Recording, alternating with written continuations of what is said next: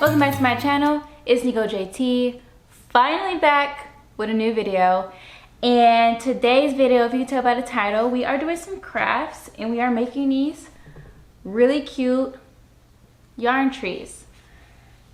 I was shopping at JOANNS and I saw these trees like to buy and it was like $18. And I was like, I could probably make these. So if you wanted to see how I made these trees, keep on watching.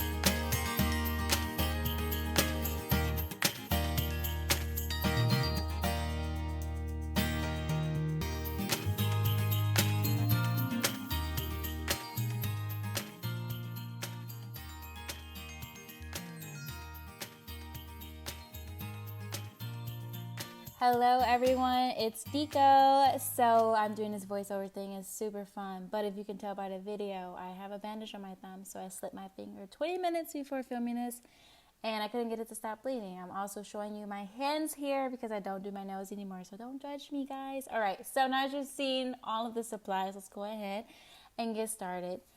So if you can tell, I am unwrapping the foam cone here. And momentarily, I'm going to be showing you a picture of the inspiration that I got, but also me trying to just pick what yarn I was trying to go with. Shout out to Karen for giving me the exact yarn that I wanted, the one in the picture. My friend has a whole craft store in her house. So here's the picture. That is basically the inspiration. So now the video is basically sped up. So to get this look of the trees, I basically just hot glued the yarn to the cone and wrapped it from top to the bottom. So the one thing I did do is I wanted that messy, chunky look. So I did about a 1/4 inch down the foam and then I wrapped it and then I rewrapped it again. So each section took about 2 wraps as far as how to get the complete look of the chunkiness. And then I basically did the same thing per section. I probably sectioned out the cone about 6 sections to kind of get from top to bottom, if that makes sense. And that's pretty much it. Also, just kind of like give yourself some slack with the yarn. This is my first time working with the yarn, so I kept getting tangled because I didn't pull enough slack out of the yarn. This yarn is also really fuzzy, so I tried not to like mess with it a lot to make it too fuzzy to the point where it looked kind of bad. So just kind of be aware of that. And yeah, so just keep on watching this and I'll be back in a second.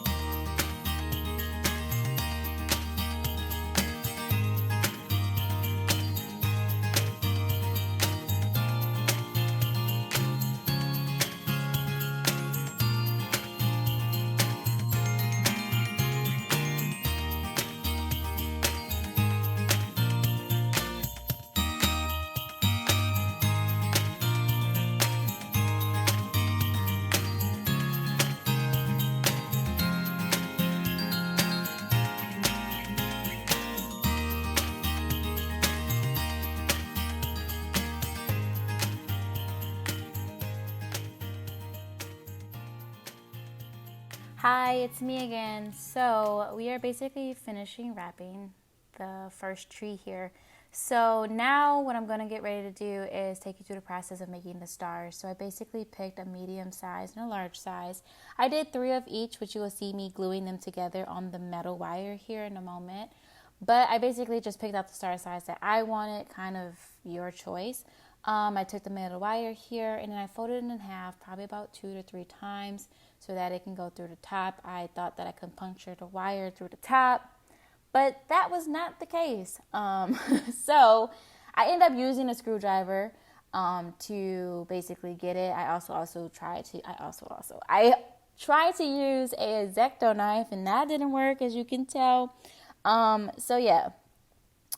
At that point, I was like, well, what can I do? And I end up having that screwdriver on my desk. So that's what I end up using here. So then I also glued the stars together, which you will see, to get the star on the top here. And that is basically it for the star.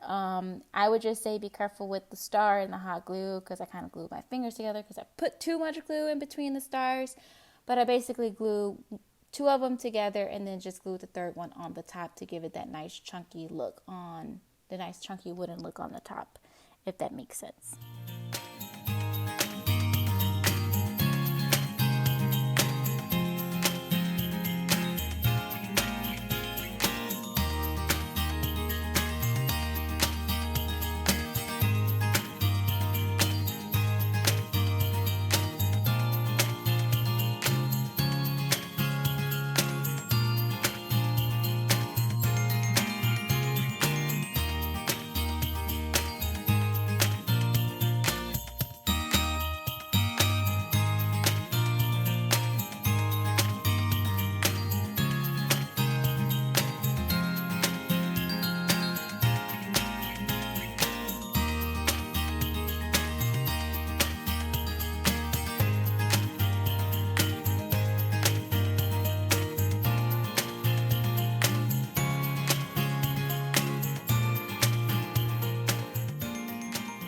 So now that you can see that the white tree is pretty, both of them are white. Wow, Nico.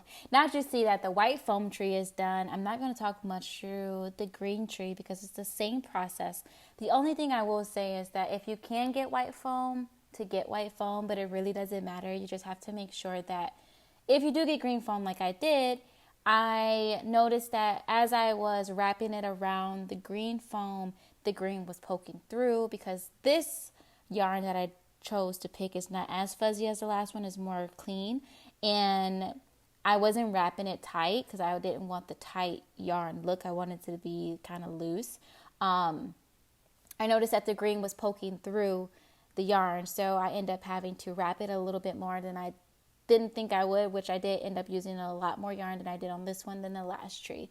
Outside of that, it's the same exact process as the last one, even with the stars. So keep on watching.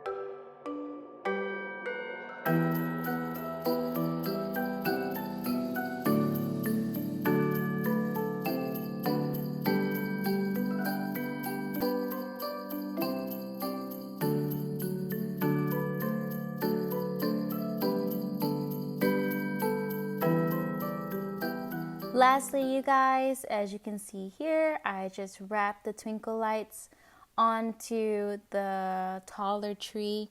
Those batteries did not come in the pack. I just kind of pre-put them in there beforehand just so you guys know. But yeah, just like any type of fairy light, if you use them before, they're super simple. Just like you wrap it on a smaller Christmas tree or inside a mason jar, it's the same concept. So I'm just wrapping them here. There's no special rhyme or reason, but I did want to note that the batteries does not come with the $5 lights. I put those in there myself.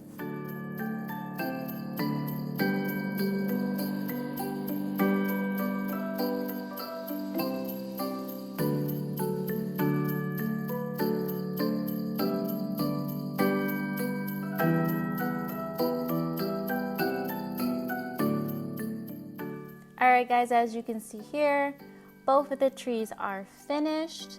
And it was super fun making this. It was actually super fun making those and doing this voiceover. It was kind of nice to just sit behind a computer and watch it. But please like, subscribe, and turn on those post notifications. Leave me a comment down below. And I'll see you guys on the next one.